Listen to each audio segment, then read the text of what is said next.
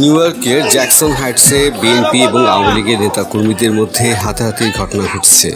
New York সময় রোববার 21শে September রাত 8টার দিকে এই ঘটনা ঘটে। বিএনপির পক্ষ থেকে বাংলাদেশের অন্তর্বর্তীকালীন সরকারের প্রধান উপদেষ্টা ডক্টর মোহাম্মদ ইউনূসকে স্বাগত জানানো এবং আওয়ামী লীগের পক্ষ থেকে নিউ ইয়র্কে তাকে প্রতিহত করাকে কেন্দ্র করে এই ঘটনা ঘটে। প্রত্যক্ষদর্শীরা জানায় যুক্তরাষ্ট্র বিএনপির পক্ষ থেকে সন্ধ্যা 7টায় জ্যাকসন হাইটসে একটি স্বাগত সমাবেশ করে। সমাবেশটি শান্তিপূর্ণভাবে শেষ হয়। সমাবেশে প্রায় 2 শতাধিক নেতাকর্মী উপস্থিত ছিলেন। বিএনপির সমাবেশের পর আওয়ামী লীগের নেতাকর্মীরা California, Florida, Georgia, Michigan, Chicago, Boston, Pennsylvania, Virginia, Maryland, new jersey, Connecticut থেকে জ্যাকসন হাইটসে জড়ো হতে শুরু করে। প্রায় 50 জনের মতন নেতাকর্মী ইউনূস বিরোধী স্লোগান দিতে থাকে।